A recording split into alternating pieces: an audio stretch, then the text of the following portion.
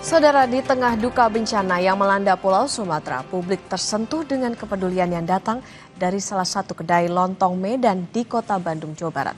Kedai ini mempersilahkan mahasiswa asal Sumatera untuk bisa makan secara gratis. Kepada adik-adik mahasiswa asal Aceh, Sumatera Utara, dan Sumatera Barat, jika belum dapat kiriman karena keluarga terkendala bencana, sementara uang simpanan mulai habis, silakan ambil makanan di kedai kami. Tetap makan dan jangan lapar. Tubuhmu butuh energi, setidaknya untuk terus memberi doa. Tulisan di spanduk hijau ini terpasang di depan kedai lontong Medan yang berada di kawasan Dipati Ukur, Bandung, Jawa Barat, yang merupakan kawasan kampus. Pesan itu ditujukan Tagor Lubis, sang pemilik kedai, kepada seluruh mahasiswa perantauan asal Aceh, Sumatera Utara, dan Sumatera Barat yang keluarganya terdampak bencana. Banyaknya mahasiswa perantauan asal Pulau Sumatera di Bandung menjadi alasan pemilik kedai berinisiatif menyampaikan rasa kepeduliannya. Ia juga memasang foto spanduk itu di media sosial Facebook miliknya. Unggahan itu kemudian viral dan banyak diketahui mahasiswa rantau yang membutuhkan. Mereka yang tengah dilanda kesulitan satu persatu berdatangan, mengisi perut dengan sepiring makanan yang menghangatkan hati. Ya, sebetulnya itu inspirasi awalnya itu sebetulnya dari saudara-saudara kita yang sudah lebih dahulu di Jogja gitu ya. Kemudian saya juga sebetulnya berterima kasih kepada anak saya yang memposting itu juga ke saya gitu ya. Kemudian rasa terharu itu ya, rasa peduli itu muncul gitu ya, sehingga saya langsung bergerak membuat banner seperti itu. Ada yang dari Sibolga, dia tersekat, tidak bisa mengeluarkan suara untuk menyampaikan bahwa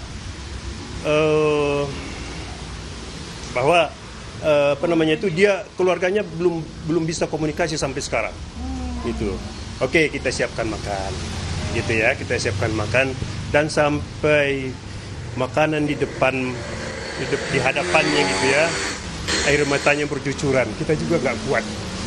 Sebenarnya bagi kami dari anak rantau yang juga kebetulan dari daerah yang terdampak bencana cukup terbantu ya, mengingat komunikasi dengan orang tua juga susah karena jaringannya sulit. Jadi ini bisa jadi salah satu kayak untuk meringankan beban kami di anak rantau.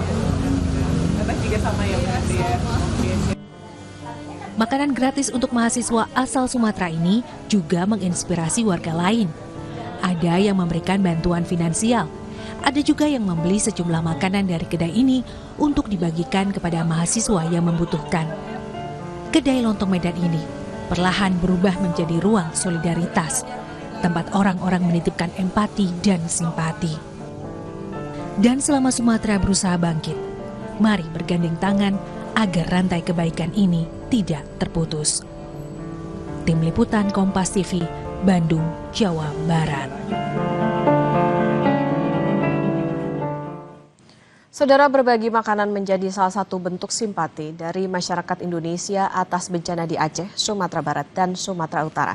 Untuk itu, kita akan berbincang dengan seorang pemilik kedai makanan di Bandung, yakni Pak Tagor Lubis, yang menggratiskan makanan untuk mahasiswa perantau. Selamat siang, Pak Tagor.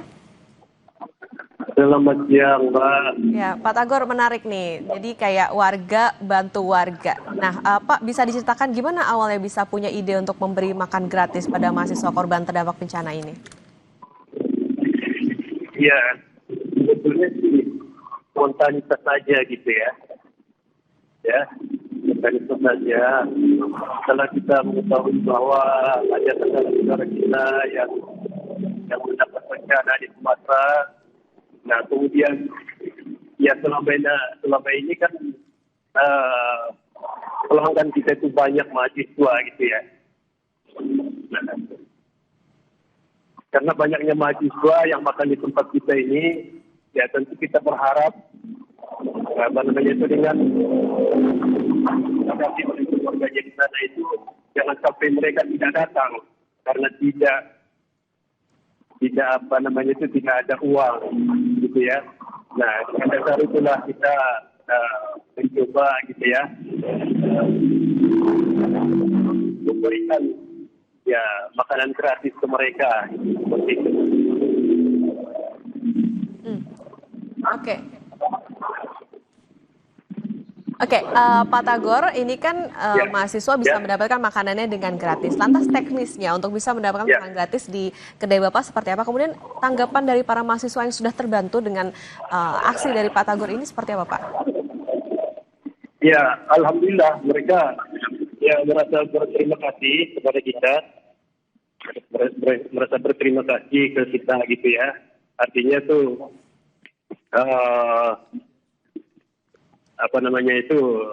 mereka sudah mendapat bantuan makanan, anggap seperti itu gitu ya. Jadi secara teknis kita juga tidak meminta mereka seperti KTP atau KTM gitu.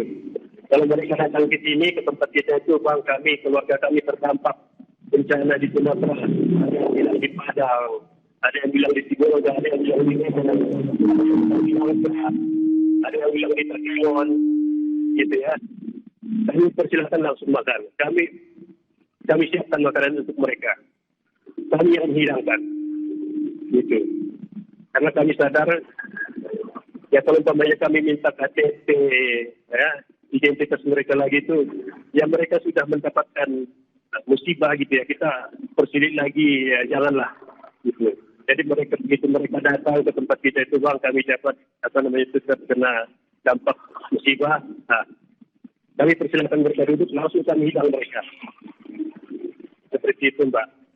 Oke, Pak Tagor, dari mereka yang kemudian datang ke kedainya Pak Tagor, adakah yang jadi bercerita soal kondisi keluarganya di sana, kemudian juga saling berbagi rasa begitu untuk bisa merasakan sebagai sesama mungkin masyarakat yang bersama-sama dari Sumatera itu tadi? Ya, ada beberapa mahasiswa yang menyampaikan kepada kami bahwa sampai saat ini mereka belum bisa komunikasi dengan keluarganya, gitu ya. Ada yang bilang memang sudah bisa berkomunikasi, gitu ya, tapi kiriman belum dapat juga, gitu ya. Nah, seperti itulah barangkali yang jadi perhatian buat kami, ya, sehingga kami membuatkan program seperti ini. Oke, baik Pak Tagor, tentunya kami juga mengapresiasi langkah yang dilakukan Pak Tagor dan tentu kita harapkan semoga niat baik Bapak juga bisa membantu meringankan beban ataupun juga mahasiswa-mahasiswa ini bisa terbantu dengan langkah Pak Tagor. Terima kasih Pak Tagor Lubis, pemilik kedai makan yang menggratiskan untuk mahasiswa di Bandung, Jawa Barat. Saudara, lebih dari sepekan bencana banjir dan longsor melanda Aceh, Sumatera Utara, dan Sumatera Barat, para korban masih menghadapi kenyataan pahit karena belum meratanya bantuan yang diterima. Demi bertahan hidup, mau tak mau, mereka berjalan kaki selama berjam-jam untuk menjemput bantuan.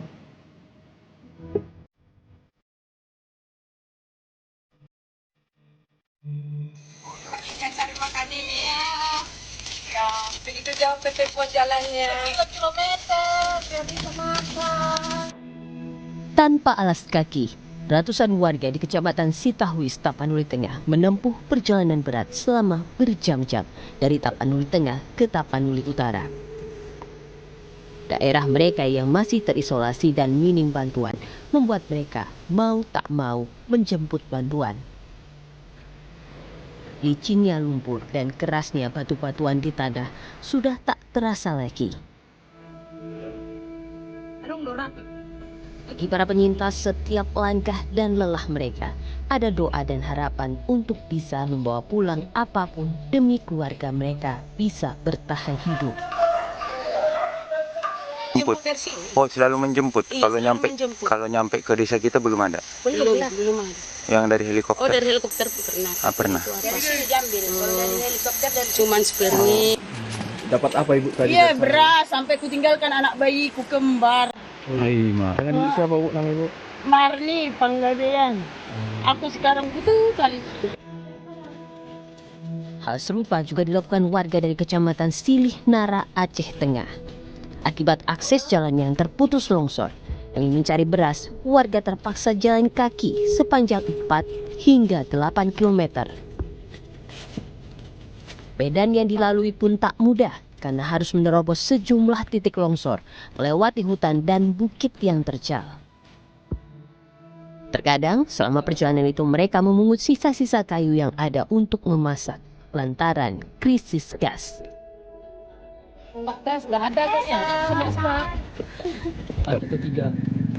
Ini kemari cari apa bang? Cari beras bang. Beras. Udah 2 hari nggak ada beras bang. Minta bang kan sama tetangga kan. Ini rencana di mana ada beras bang? Tujuannya? Dari rumah rencana kan ke kampung sini. Nggak ada di sini, katanya di Koyon ada bang kan. Cek ke Koyon dulu. Sudah lebih dari sepekan bencana banjir dan longsor di Sumatera berlalu. Hingga saat ini, upaya distribusi bantuan terus dilakukan oleh berbagai pihak. Meskipun akses masih jadi kendala. Tim Liputan Kompas TV.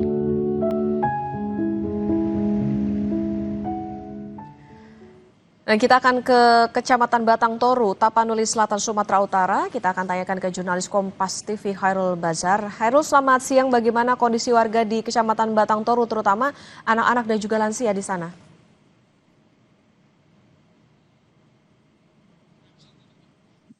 Hingga hari ke-13 pasca bencana yang melanda 4 desa di Kecamatan Batang Toru, Tapanuli Selatan, Sumatera Utara, banyak kondisi rumah warga yang rusak parah. Ada sebagian yang dan terdapat sebagian yang rusak parah. Ini membuat warga kini harus tinggal di dalam pengungsian, baik anak-anak, orang tua, dan lansia. Lantas Khairul, apa yang saat ini paling dibutuhkan di pengungsian, kemudian bagaimana dengan kondisi kesehatan mereka, karena ini sudah beberapa hari setelah kejadian banjir dan juga longsor di sana? Oke, hari ini, siang ini tadi saya sempat mengunjungi salah satu posko pengungsian yang berada di Desa Batulah. Posko ini berada cukup jauh dari lokasi terdampak banjir bandang. Di sini terdapat 1.300 lebih warga yang merupakan pengungsi daerah terdampak yang kini tinggal di sini. Mayoritas tidak hanya orang tua, di pengungsian ini juga terdapat cukup banyak anak-anak. Anak-anak inilah yang dikhawatirkan oleh para orang tua mereka terserang akan penyakit. Tadi saya sempat melihat suasana kondisi di dalam pengungsian cukup terbuka. Jadi ketika malam hari mereka cukup kedinginan. Tadi juga saya sempat mewawancarai tim kesehatan yang berada di sana. Mereka menyebut penyakit yang umum diderita pengungsi ini merupakan gatal-gatal dan ispa. Jadi dapat saya gambarkan situasi yang hari 13 hari pasca bencana ini, mereka kembali ke pemukiman, baik itu untuk membersihkan rumah mereka atau mencari barang-barang sisa yang hanyut akibat banjir bandang. Terkadang mereka pulang sore hari ke posko pengungsian, terdapat ada luka atau yang mengalami gatal-gatal. Inilah yang membuat posko kesehatan selalu siaga untuk mengobati para pengungsi ini. Khairul, berarti bisa dikatakan begini, memang untuk bantuan yang didapatkan oleh warga masih belum begitu memadai. Apakah ini karena memang akses ke lokasi yang terdampak di Batang Toru ini masih lumpuh begitu? Oke, kalau saya lihat tadi di pengungsian itu soal bantuan sudah mulai memadai. Soal makanan, mereka makan sarapan pagi, mereka makan malam. Dan saya sempat juga tadi melihat kondisi di desa mereka. Saat ini tim pemerintah daerah, baik dari BPBD, TNI, dan Polri terus berupaya membersihkan daerah-daerah yang terdampak berupa material kayu. Di pengungsian sendiri sudah mulai digeser. Yang awalnya kayu-kayu besar itu melintang di badan jalan, kini sudah mulai dipinggirkan. Sementara akses jalan yang sempat terputus akibat musibah banjir bandang ini, hari ini sudah mulai diperbaiki. Akses yang punya jebol akibat banjir bandang ini kini sudah mulai diperbaiki. Sementara jembatan perbatasan antara Tapanuli Selatan dan Tapanuli Tengah hari ini juga sudah mulai diperbaiki. Harapannya besok atau lusa segera tuntas bantuan antara Tapanuli Selatan dan Tapanuli Tengah ini bisa didistribusikan. Gitu. Oke, baik. Melaporkan dari Batang Toru, Tapanuli Selatan, Sumatera Utara, jurnalis Kompas TV Hairul Bazar. Selamat bertugas kembali. Terima kasih. Saudara, akses transportasi masih terbatas. Warga Kabupaten Benar Meriah harapkan bantuan makanan dan bahan bakar.